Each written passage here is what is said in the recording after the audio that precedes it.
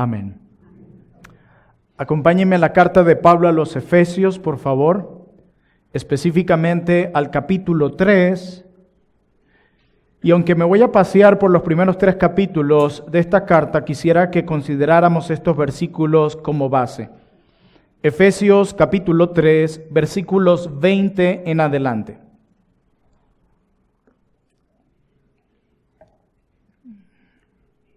Efesios capítulo 3, versículo 20 en adelante. Declara así la palabra de Dios. Y aquel que es poderoso para hacer todas las cosas mucho más abundantemente de lo que pedimos o entendemos, según el poder que actúa en nosotros, a Él, o sea, a Dios, sea gloria, donde en la iglesia, en Cristo Jesús, por todas las edades, por los siglos de los siglos. Amén. El pastor Jeffrey Johnson, en su libro La Iglesia, habla lo siguiente acerca de algunos males que están afectando a la iglesia hoy. No sé si pueden bajarle un poquito de volumen. Y uno de esos males que él dice que la iglesia está sufriendo hoy es el siguiente, y él lo expone con las siguientes palabras. Jeffrey Johnson dice: el creyente posmoderno de hoy ve la vida cristiana en su mayor parte independiente del cuerpo de Cristo. Y cuando la asistencia a la iglesia se tiene en cuenta, debe ser una iglesia que encaje con la personalidad y los deseos para que llame la atención. Los jóvenes e inquietos están buscando una iglesia que esté a la vanguardia. Las personas mayores están buscando una iglesia donde hay un culto tradicional. Los padres buscan una iglesia en la que haya cuidado para sus hijos pequeños. Los jóvenes buscan actividades interesantes. Los solteros también están buscando una iglesia donde puedan encontrar el amor. Todos estos visualizando a la iglesia a través de los lentes del yo. Y esto lleva a la gente a buscar una iglesia basados en lo bien que la iglesia cumple con sus expectativas personales. Esto suena fuerte, pero es una realidad. Hay 2 males que nos han afectado mucho a la iglesia hoy, no solo a Trono de Gracia, sino a la iglesia en el mundo entero. Y uno de esos males es el individualismo. Vivimos en una generación marcada por el individualismo. El individualismo donde cada cual tiene derecho a decidir lo que está bien o lo que está mal, según su propio criterio. Y es la realización del individuo lo que importa. Yo quiero estar en un lugar donde yo me sienta realizado. De manera que todo lo que se perciba como una amenaza a lo que el individuo quiere, a lo que el individuo aspira, debe ser rechazado. Si esto pone en amenaza mis aspiraciones, yo me voy de aquí. Las instituciones, decía alguien, y las autoridades por el individualista son vistas como una amenaza. Hermanos míos, esta es una generación antiautoritaria. Esa es la realidad de hoy. Vean quiénes son los héroes en las películas de hoy. Hombres que se rebelan contra la autoridad, los justicieros. Como bien decía un pastor de nuestros días, la iglesia es un organismo, no es una organización, es un organismo que posee organización. Es un organismo que posee estructura. La iglesia es un organismo que posee autoridad. Eso es la iglesia. Pero no solo esta generación es individualista. Lamentablemente esta generación también es consumista. Las personas están más preocupadas en lo que pueden obtener de los demás que en lugar de querer amar y servir a los demás. Yo voy aquí a ver qué puedo obtener. Cuando ya no pueda obtenerlo, empiezo a alejarme. En una iglesia consumista, los miembros vienen de manera consumista cada domingo a recibir, en lugar de venir con el propósito de querer ministrar a otros. A ver qué me pueden dar, a ver qué puedo absorber, a ver qué puedo adquirir. Y cuando la iglesia no se adapta a nuestras preferencias personales, nos vamos a otro lugar. Quizás algunos, si tuvieran otra iglesia bautista reformada en Caracas, se fueran. Porque es que aquí no me gusta. Aquí no me parece. Debido a ese espíritu individualista y consumista, pecaminoso por cierto, que aborda el corazón de muchos.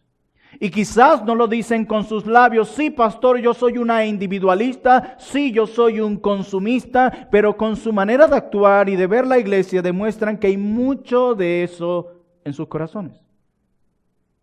Y por supuesto estas ideas producen fobia al compromiso y es por eso que muchos no quieren adherirse a la membresía de una iglesia como lo veremos hoy en acto público. Hermanos, vivimos en una generación donde queremos beneficios sin compromiso. Por eso hay tanto concubinato hoy aquí, en nuestros días. La gente quiere los beneficios del matrimonio, pero no quieren el compromiso del matrimonio. Es como decir, mira, mi amor, yo te amo. Yo quiero que sepas que te amo. Pero yo no necesito un papel para probarte mi amor. ¿No he escuchado eso? Quiero los beneficios del matrimonio, pero no quiero los compromisos de las relaciones. Lo mismo, yo quiero los beneficios de la iglesia, yo quiero venir a esta iglesia, pero eso de asumir un compromiso público, de firmar un libro de actas, no, eso no es conmigo. Yo puedo amar la iglesia sin necesidad de asumir ese papel. Una generación individualista y consumista. Hermanos míos, solo en la iglesia de Dios se puede ver la gloria de Dios. Solo aquí podemos contemplar su gloria, experimentar su gloria, ver su gloria. No hay otro lugar donde esto pueda ser visto, contemplado y disfrutado. Solo en la iglesia. Y por eso, considerando las palabras de Pablo en el capítulo 3, versículo 21, vamos a ver hoy cómo podemos ver la gloria de Dios en la iglesia. Miren lo que dice Pablo en esta conclusión. Es una doxología en el verso 21 del capítulo 3, donde él cierra con estas palabras. A Él sea la gloria en la iglesia en Cristo Jesús. A Él sea la gloria en la iglesia. En la iglesia. Bueno, pastor, ¿y cómo podemos ver la gloria de Dios en la iglesia? Bueno, yo quiero que respondamos a esa pregunta viajando por los primeros 3 capítulos de la carta de Pablo a los Efesios. Y vamos a considerar 2 encabezados principales para entender esta realidad de cómo podemos ver la gloria de Dios en la iglesia y de cómo la gloria de Dios solo se puede ver en la iglesia. Punto 1. La gloria de Dios se hace visible en el hecho de que esta iglesia, me refiero a la iglesia en general, en todo el mundo, a lo largo de todos los tiempos, de que esta iglesia está compuesta por pecadores amados. Esto es importante. Vemos la gloria de Dios en la iglesia en el hecho de que esta iglesia está compuesta no por justos, sino por pecadores amados por Dios. Leamos los versículos 3 al 6 de Efesios capítulo 1. Vamos a comenzar en Efesios 1 hasta llegar a Efesios capítulo 3. Este es parte del texto que leyó nuestro hermano Davis, Efesios 1, versículo 3 en adelante. A partir de aquí, del versículo 3 al verso 14, tenemos lo que se conoce como la bendición trinitaria. Si ustedes lo ven, Pablo comienza diciendo que el Padre desde el pasado nos bendijo al elegirnos, nos bendijo también el Hijo al salvarnos y en tercer lugar nos bendice hoy el Espíritu Santo al morar dentro de nosotros. Y comienza diciendo Pablo en Efesios 1, verso 3. Bendito sea el Dios y Padre de nuestro Señor Jesucristo, que nos bendijo con toda bendición espiritual en los lugares celestiales en Cristo, según nos escogió en Él, o sea, en Cristo, antes de la fundación del mundo, para que fuésemos santos y sin mancha delante de Él. Hay un propósito, en amor habiéndonos predestinados para ser adoptados hijos suyos por medio de Jesucristo. ¿Según qué? ¿Según algún mérito en nosotros? No, según el puro afecto de su voluntad. ¿Con qué propósito glorioso? Para alabanza de la gloria de su gracia, con la cual nos hizo aceptos en el amado.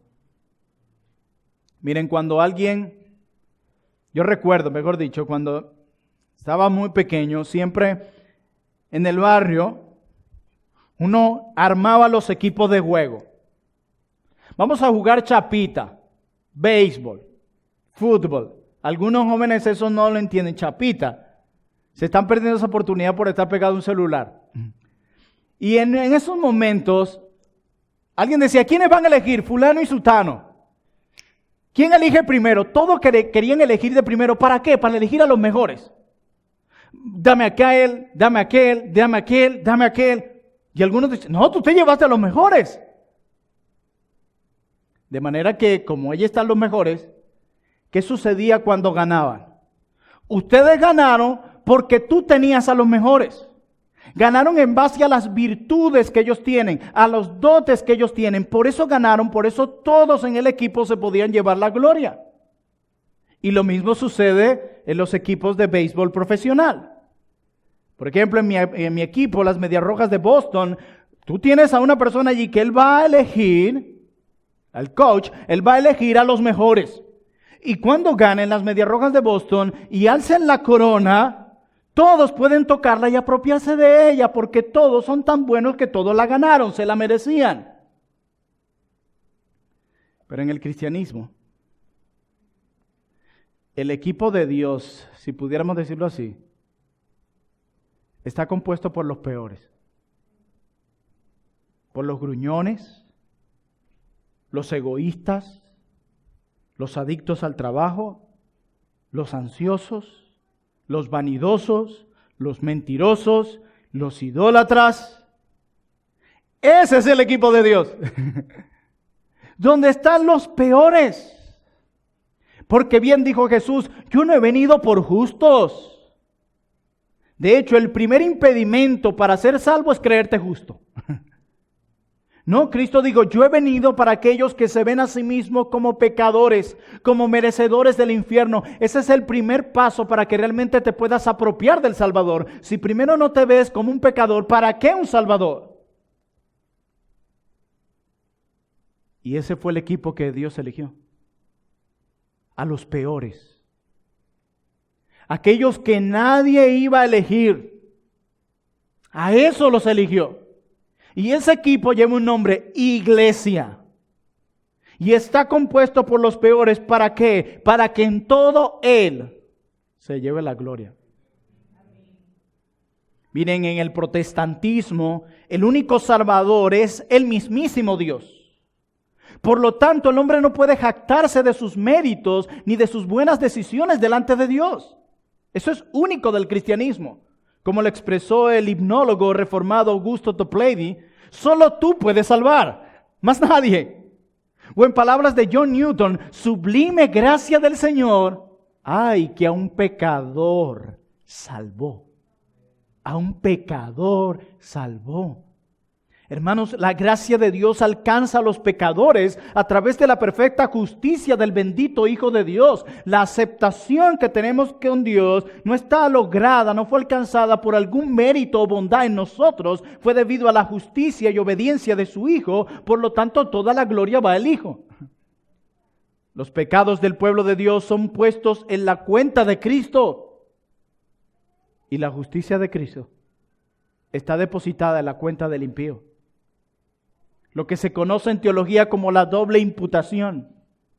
A veces recordamos, sí, mis pecados fueron cargados sobre Cristo, y es verdad, pero olvidamos que también su justicia fue cargada a nuestra cuenta. Por eso ahora Dios me trata como si yo hubiese vivido la vida de Cristo. Y Cristo fue tratado como si hubiese vivido mi vida. Eso es único del Evangelio. Eso es único del cristianismo. Alguien una vez me decía, ¿por qué hay tantas religiones en el mundo? Yo decía, no, eso no es así. Hay solo dos tipos de religiones. La que promueve una salvación por mérito o por obra. Yo tengo que hacer algo para acercarme a Dios. Yo tengo que hacer algo para llegar al paraíso. Y el cristianismo, donde la salvación es únicamente por gracia, por medio de la fe. Donde somos aceptados no por nuestro mérito, sino por el mérito de otro. Y ese es el mismísimo Hijo de Dios. Todas las religiones que tú conoces encajan en una o en la otra. Mormones, testigos de Jehová, católicos romanos, etcétera, encajan o en una o en otra. Solo hay dos tipos de religiones. Y en el cristianismo es el único lugar donde el Dios perfecto y santo se acerca y muere por sus enemigos, dando su vida por ello, pagando la deuda que ellos no podían pagar para adoptarlos como sus hijos. Eso solo ocurre en el cristianismo. Y Pablo dice que Él nos escogió desde antes de la fundación del mundo. Él nos está diciendo que estos que forman parte de la iglesia de Cristo no fueron el plan B de Dios ni algo que se le ocurrió a Dios en el camino. Antes de la fundación del mundo, Él escogió a aquellos que serían parte de su iglesia en todo el mundo a lo largo de todos los siglos. Y esto es increíble. ¿Saben por qué? Porque esto nos enseña que Dios te amó cuando tú aún no existías. Cuando no te habías formado ni siquiera en el vientre de tu madre. Y el Dios todopoderoso y santo te había amado. ¿Y saben qué es lo más increíble según este texto? Que no solamente Dios desde la eternidad pasada me había amado, aun cuando yo no existía, sino que desde la eternidad pasada Dios al escogerme ya me había visualizado en una iglesia local. Esta imagen de hoy, Dios ya la había visualizado antes de la eternidad. Te había visualizado aquí, adorándole, sirviendo y haciéndote miembro de una iglesia. Dios ya lo había visualizado antes de que tú existieras. ¿No te parece eso sorprendente? ¡Wow, hermano! ¡Qué increíble! Bendita gracia del Señor. Dios pensó en la iglesia cuando nada había sido creado. Sabiendo de antemano, y esto es lo increíble, sabiendo de antemano el precio que Él debía pagar para formar a este pueblo. A pesar de saber el precio tan alto que su Hijo debía pagar, eso no lo limitó a escoger sus enemigos para mostrarles su amor en una parte del tiempo. Por eso decía alguien, la iglesia es un monumento de la gracia de Dios. ¿Saben por qué? Porque ninguno de los individuos que la componen merecían ser salvados. Por eso la iglesia es un monumento de la gracia de Dios. ¿Se acuerdan que les decía una pregunta hace unos minutos? Pastor, ¿pero cómo podemos ver la gloria de Dios en la iglesia? Como Pablo dice en Efesios 3:21. La podemos ver en primer lugar, como dije, en el hecho de que aquellos que la componen son pecadores amados. Por lo tanto, si la iglesia es el único lugar compuesto por pecadores salvados por gracia, quiere decir que Dios en la iglesia se lleva la gloria porque el plan fue ideado por Él. Él fue el quien envió a su Hijo. Él fue el quien selló esta salvación en nosotros. Solo Él y Él. Por eso, por Él y de Él y para Él son todas las cosas por los siglos de los siglos. Amén. No hay ninguna gloria en nosotros. La salvación es un don de Dios, un regalo de Dios. Por tanto, es algo que el pecador recibe de forma inmerecida, basada en los méritos de Cristo alcanzados durante su vida, muerte y resurrección. Todas las bendiciones que tú y yo recibimos, todas son inmerecidas. Aún la buena salud que puedes gozar hoy, ese es un regalo inmerecido. Personas que han violado la ley de Dios y se rebelaron contra Él merecieran estar enfermos todo el tiempo, sufriendo el dolor de haber ofendido al Dios Santo. Nosotros podemos levantar voces y quejarnos cuando otros son ofendidos o maltratados. Pero cuando la ley de Dios es violada y Dios es ofendido, todos se callan la boca. Ay, hermanos, si aquel que vio una ley terrenal, una solita, clamamos que sea condenado y que reciba castigo, ¿cuánto más merecerán aquellos que han violado la ley del Rey del universo? Si en la ley terrenal, que está compuesta por hombres que son pecadores, malvados, tratamos que se haga cumplir la ley cuando se viola una sola, ¿cuánto más Dios castigará a aquellos que violan una solita de sus leyes? Y todos tenemos una violación a su ley en nuestro expediente. Como bien decía el pastor Albert Martin, todos tenemos un pasado malo y un corazón malo. Y solamente Cristo puede pagar la deuda por todos los cargos que están en nuestro expediente, y solamente por medio de la obra de Cristo se nos puede dar un nuevo corazón. Hermanos, cuando venimos cada domingo y vemos este lugar lleno de pecadores, cantando ¿cómo podré estar triste como cantamos ahorita? Lo único que podemos hacer es engrandecer la gloriosa gracia y la bondad de Dios para con nosotros. La iglesia es el único lugar, escúchame bien, la iglesia es el único lugar que está compuesta por pecadores, salvados por gracia, que se someten a la autoridad de Cristo. Es el único lugar. La gloria de Dios en primer lugar se ve en la iglesia en el hecho de que aquellos que la componen son pecadores salvados por gracia, sin mérito alguno, sin virtud alguna. Por lo tanto, la gloria en la iglesia se ve en aquel que lo salvó. Él es glorificado, Él se lleva toda la gloria. Esto no lo podrás ver en un hospital, esto no lo podrás ver en la casa con tus vecinos, esto no lo podrás ver en tu lugar de trabajo. Tú quieres ver la gloria de Dios en la iglesia, ven a la iglesia y podrás verlo a través del hecho de que aquellos que lo componen y le adoran son puros pecadores. Eso solo se ve aquí.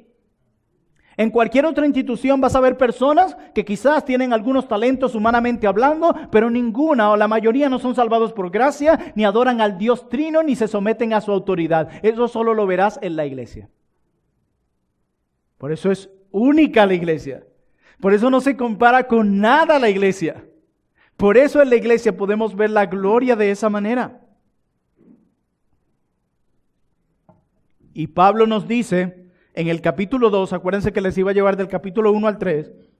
En el capítulo 2, verso 1, Pablo nos dice cuál era nuestra condición cuando Él nos salvó. Dice Efesios 2, 1 lo siguiente: y Él os dio vida a vosotros cuando estabais muertos en vuestros delitos y pecados. No dice que estábamos débiles o enfermitos. ¿Verdad que no? Muertos.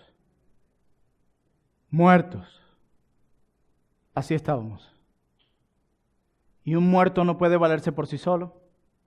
No puede buscar ayuda por sí solo. Por eso Él es quien se acercó a nosotros. Solo en el cristianismo vemos eso. En las demás religiones vemos a los hombres tratando de acercarse a su Dios a través de méritos y obras y rituales. En el cristianismo es el único lugar donde vemos a Dios acercándose a sus enemigos, mostrándoles amor. ¡Qué único! ¡Qué privilegiados! Por eso dice el salmista: bienaventurado aquel hombre cuyas transgresiones le son perdonadas. Y en el 4:5 del capítulo 2, Pablo dice: pero Dios, que es rico en misericordia, a pesar de esa muerte espiritual, por su gran amor con que nos amó, aun estando nosotros muertos en pecado, nos dio vida juntamente con Cristo. Y dice: por gracia, no por obra, no por mérito, no por alguna virtud en ti, por gracia sois salvos. Por eso la gloria en la iglesia me la llevo yo, dice Dios, porque no había nada bueno en ti y a pesar de eso yo te perdoné. Pero hay una segunda manera en la que podemos ver la gloria de Dios en la iglesia, no solamente en el hecho de que aquellos que la componen son pecadores salvados por gracia y por lo tanto no debe haber jactancia en ninguno de ellos, sino todas las miradas y todos los aplausos se centran en Dios. Pero hay otra manera donde la gloria de Dios puede verla únicamente en la iglesia, y esta se hace visible en la iglesia a través de la unidad en la diversidad. ¿Escucharon eso? La gloria de Dios se hace visible en la iglesia a través de la unidad en la diversidad. Esto es único de la iglesia. ¿Ustedes han visto los clubes? Los clubes se forman en base a este criterio.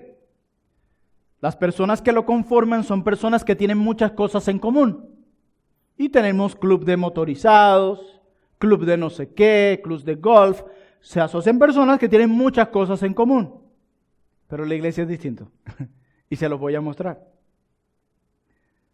Esta iglesia conformada por pecadores salvados por gracia es además una comunidad diversa, donde estas personas, cuando tú las analizas, tienen muy pocas cosas en común. Pero al mismo tiempo, a pesar de lo diversa que es, hace invisible una unidad que es inexplicable. Esta comunidad mixta y unida hará visible la gloria del Evangelio. Hermanos, yo quiero decirle que dentro de la iglesia debe de existir una diversidad que no se experimente en otro lugar. Aunque parezca un poco al revés. Lo que hace la diversidad de la iglesia única no es la variedad de culturas, razas o edades que están aquí. Lo que hace la diversidad de la iglesia única es lo que todas las personas comparten en común: Cristo.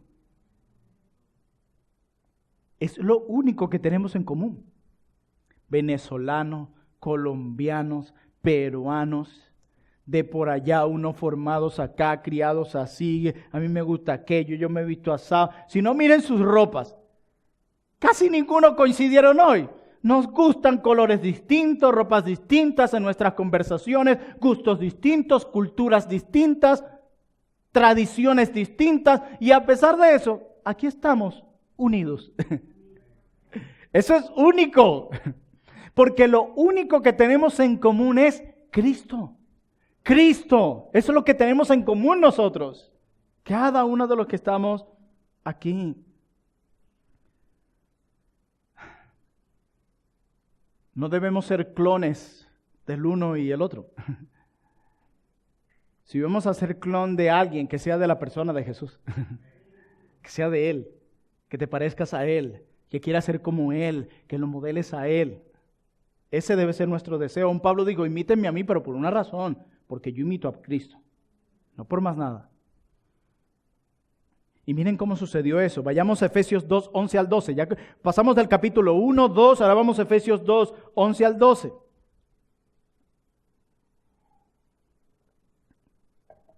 Dice Pablo: por tanto, acordaos que en otro tiempo vosotros, los gentiles, en cuanto a la carne, eres llamados incircuncisión por la llamada circuncisión, o sea, el pueblo judío, hecha con mano en la carne.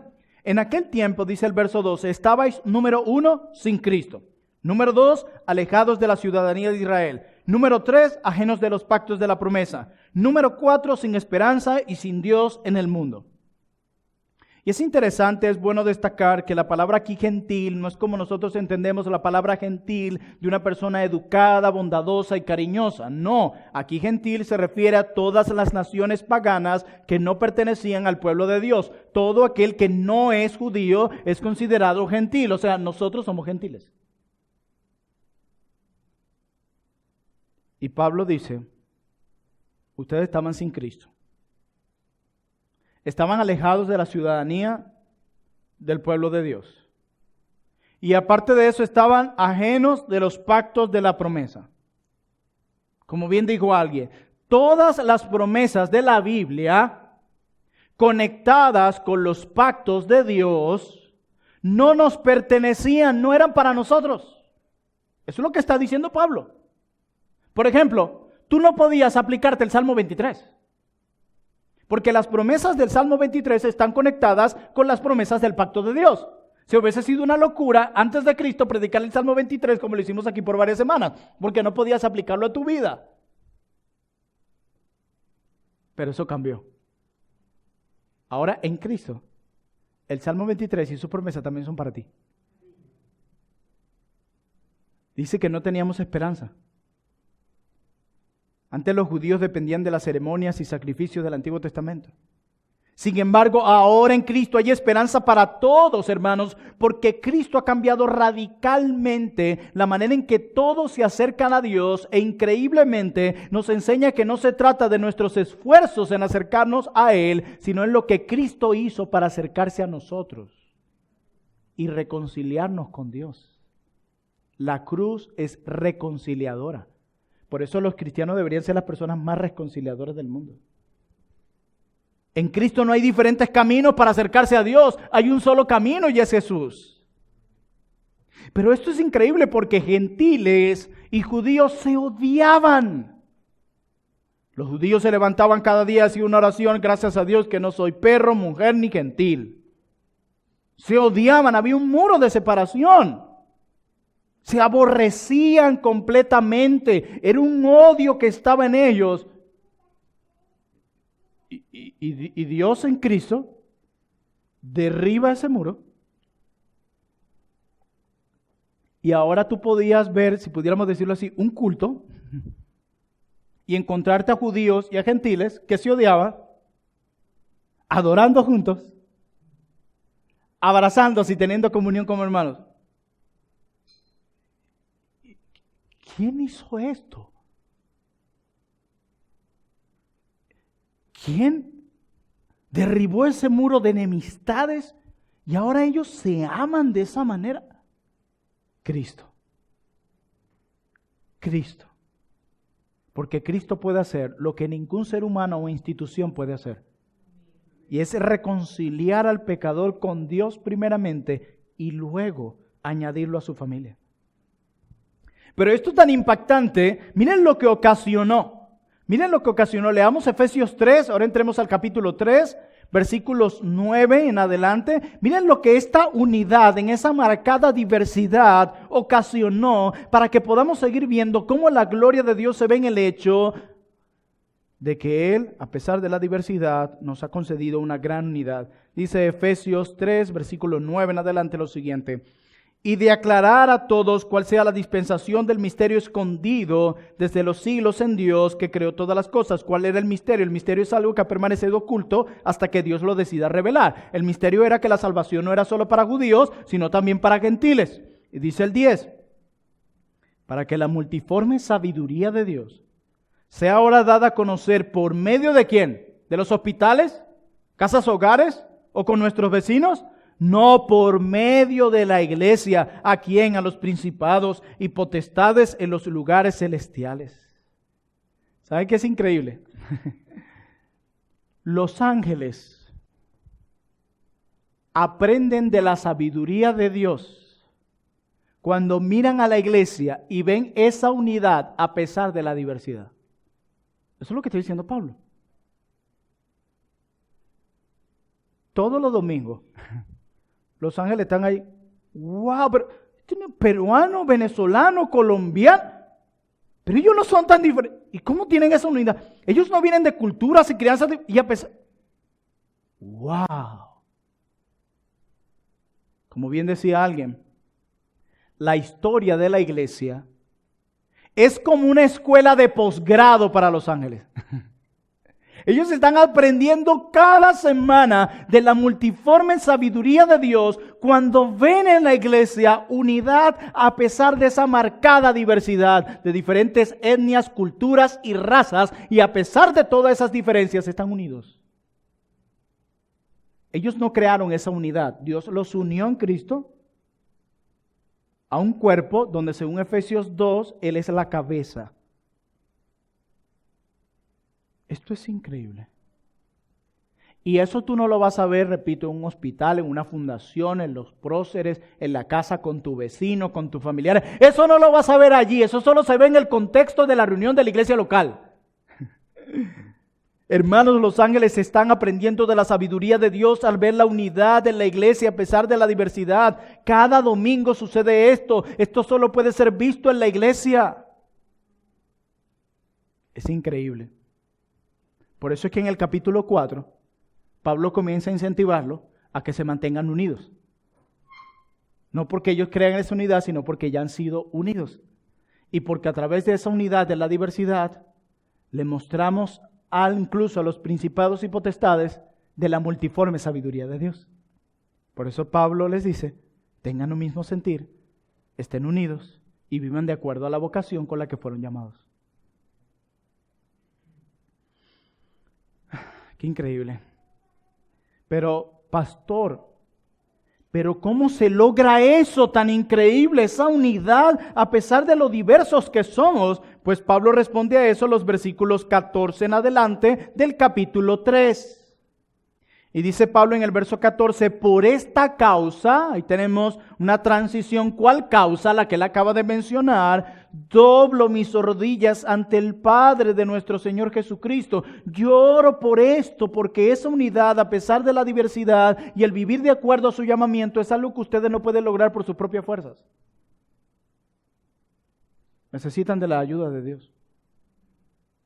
Y miren cómo lo dicen los versículos 14 al 16 de Efesios 3, cuando hace una súplica trinitaria y dice, por esta causa doblo mis rodillas ante el Padre, primera persona de la Trinidad, de nuestro Señor Jesucristo, segunda persona de la Trinidad, de quien toma toda familia. Mira cómo se llama la iglesia, familia, en los cielos y en la tierra, para que os dé conforme a las riquezas de su gloria, el ser fortalecidos con poder en el hombre interior por su Espíritu, tercera persona de la Trinidad. El inicio de la carta comienza con la salvación, una obra de la Trinidad. Termina diciendo que este propósito solo se logra a través del poder de la Trinidad. Nada de esto se hace en nuestras propias fuerzas. Y en este mismo ruego, Pablo añade algo más. Él dice, yo quiero que ustedes juntos puedan llegar a comprender en el contexto de la iglesia local el incomparable amor de Cristo. Mire lo que dice Efesios 3, 18 al 19, continuando con la oración de hace un momento. Dice, seáis plenamente capaces de comprender solos, en casita con mis vecinos, en mi lugar de trabajo, ¿qué dice la Biblia? Esa es la palabra de Dios, no son mis palabras. Dice, seáis plenamente capaces de comprender con todos los santos cuál sea la anchura, la longitud, la profundidad y la altura, y de conocer el amor de Cristo que excede todo conocimiento, ¿Para qué todo esto, Pablo? Para que seáis llenos de toda la plenitud de Dios. ¡Wow! ¿Qué es eso? Eso está en la Biblia, eso es tan grandioso, está en la Biblia. ¡Qué increíble! La Biblia está llena de regalos y de tesoros, es un manantial de verdades. Pablo está diciendo, aislados, es imposible que puedan lograr eso. Es imposible. Pablo está diciendo, hay una verdad gloriosa que ustedes tienen que comprender, y es la profundidad del amor de Cristo. Y eso solo lo pueden aprender en el contexto de la iglesia local. Mira, hermanos, poner un sermón en internet no es la iglesia. Quiero que sepan eso. Eso no es la iglesia. Eso es algo que usted puede hacer cualquier día de la semana, desde su celular, la computadora, como quiera. Eso no es la iglesia. Y hay cosas que usted necesita aprender, y hay áreas en las que usted necesita ser transformado o transformada, que no van a ocurrir mientras usted se quede en casa. Y créeme, va a venir la nueva cepa, la cuarta cepa, la quinta. Yo no sé si sabían que en Brasil son más de 13.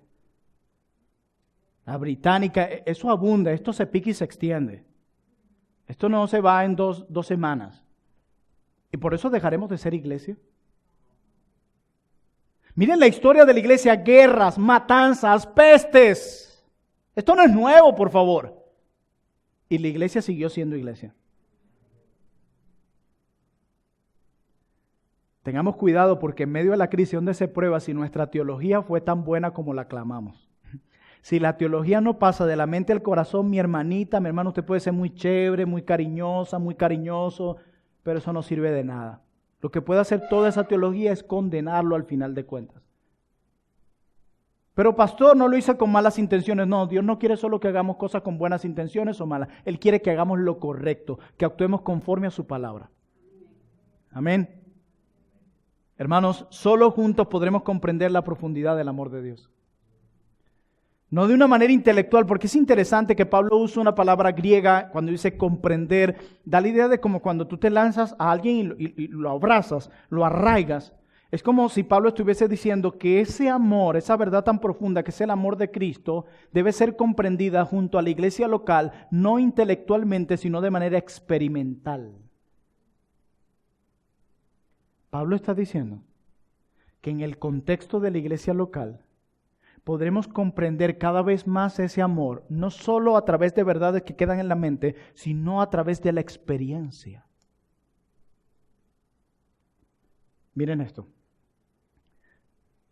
Entre más pasa el tiempo y tú vives esta realidad de Efesios, de cultivar una comunión y crecimiento con tu iglesia local, a través de la cual tú puedes comprender aún más la profundidad del amor de Cristo, ¿qué va a pasar conforme el tiempo? Dice Pablo, tú vas a comenzar a darte cuenta de lo amado que eres en Cristo.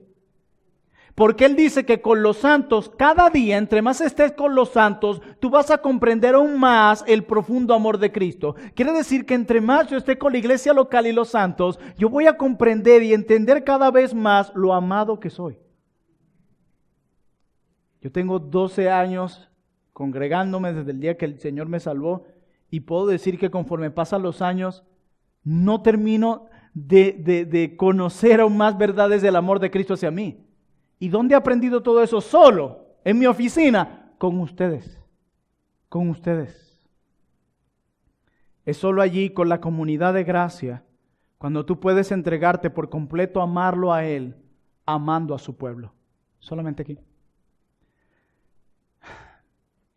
¿Y saben qué es increíble? Que solo los creyentes pueden experimentar eso.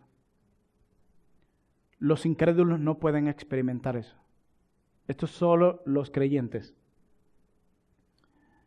Por lo tanto, si tú estás aquí sin Cristo, y me refiero no solo aquí a personas adultas que invitaron y que no conocen a Cristo, me refiero a ustedes también niños, a ustedes jóvenes que están aquí. El hecho de que tus padres sean cristianos no te hace a ti cristiano. De hecho, padre, deberías tú animar a tus hijos a estar en la iglesia local para que ellos puedan apreciar la iglesia local. Ellos deberían ver ese amor primero en ti.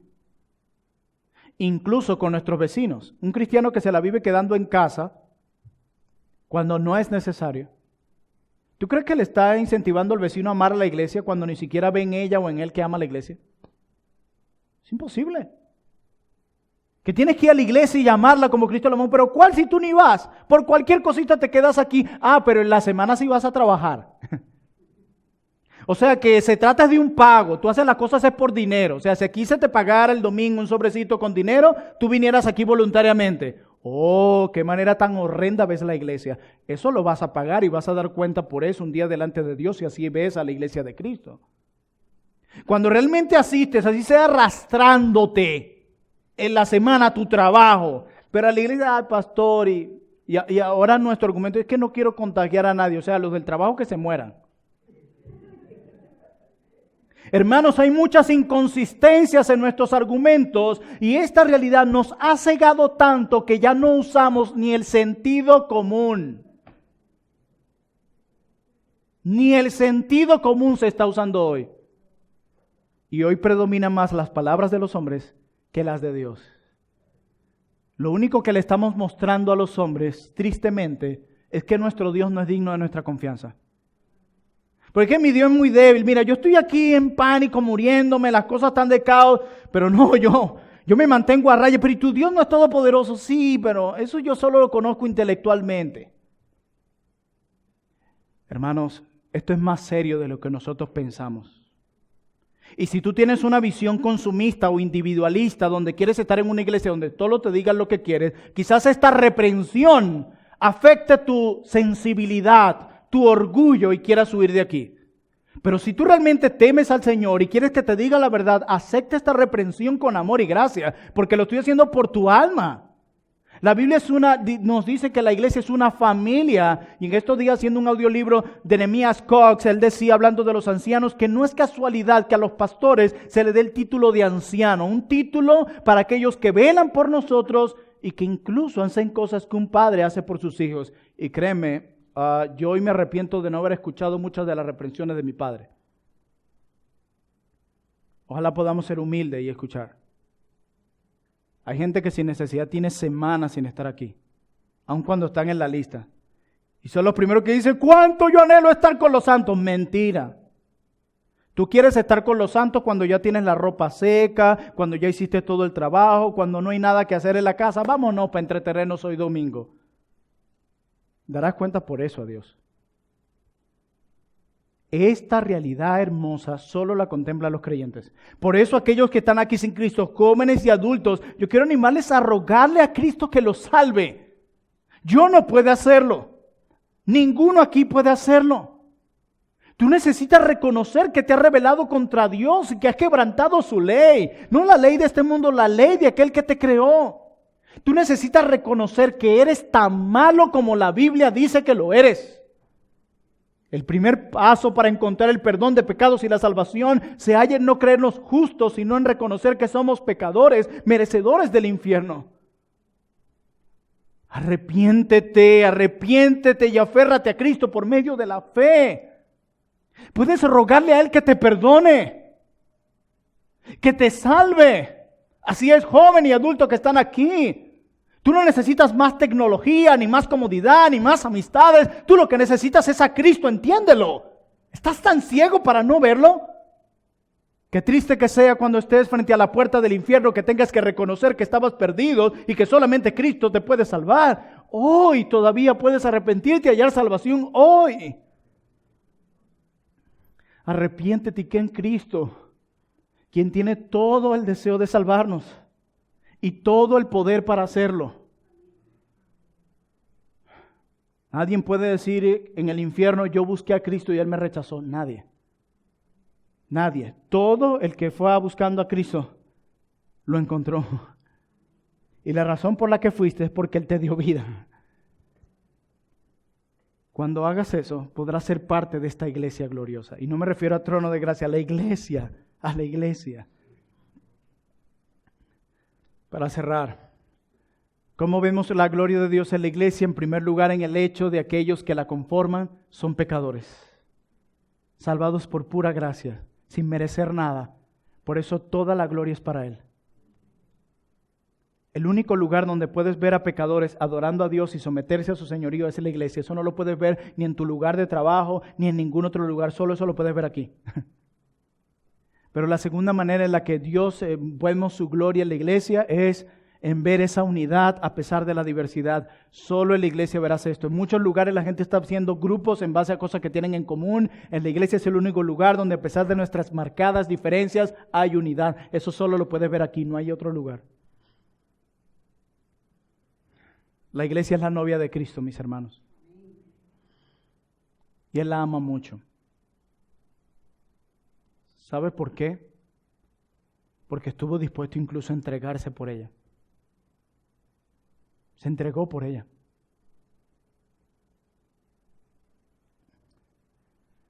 Y recibió no una esposa linda, sino que escogió a la más fea de todas.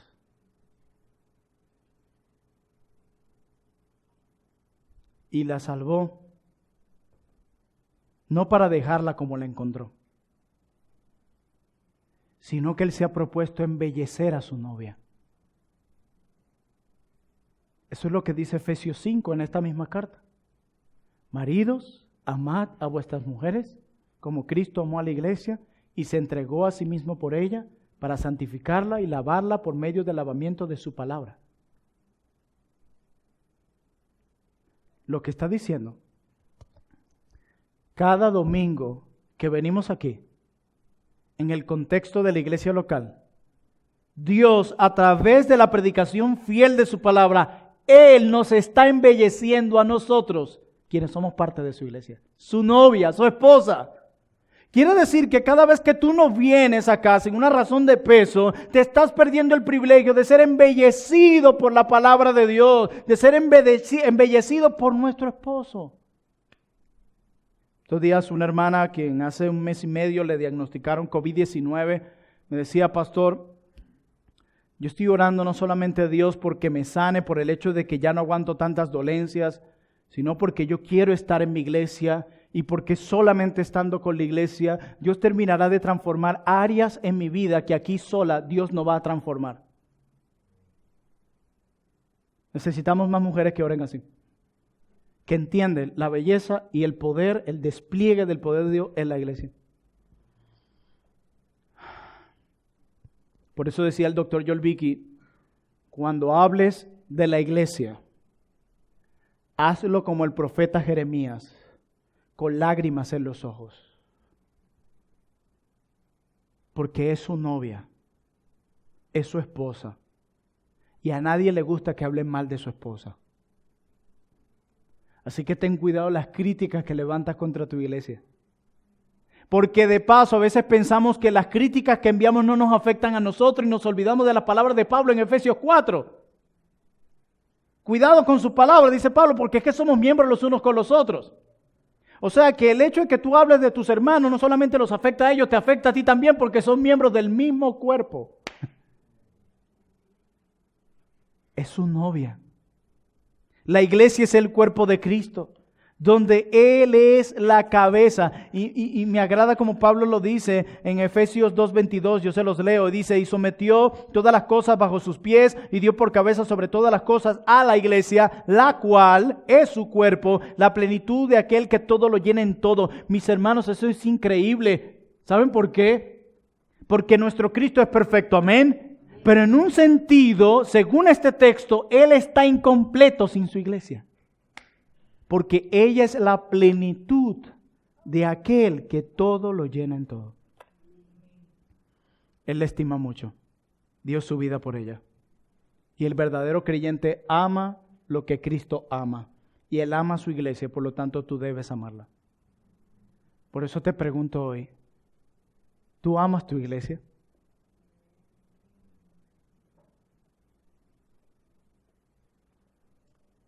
¿O el consumismo y el individualismo abordó tu corazón ya? Quizás la iglesia es un accesorio más. Quizás vienes el domingo, vamos, pero los otros 6 días de la semana me olvido de la iglesia. De las necesidades de la iglesia. Eso que lo hagan los pastores. Quizás estás cansado de trabajar, tu trabajo de tu semana, pero no estás igual de cansado por trabajar en la viña del Señor.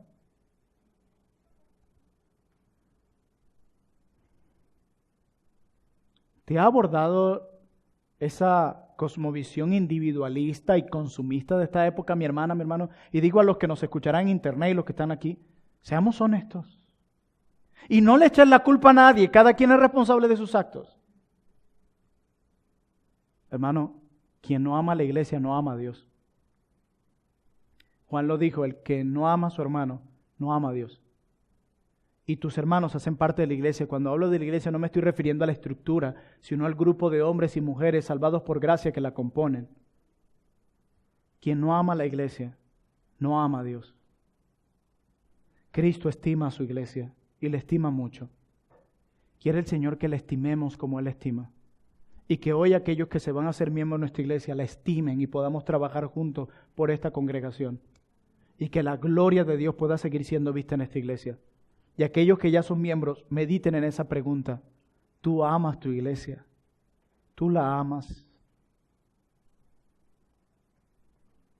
Hermanos, la iglesia es el tesoro de Cristo. Y Cristo debe ser el tesoro de su iglesia. Oremos.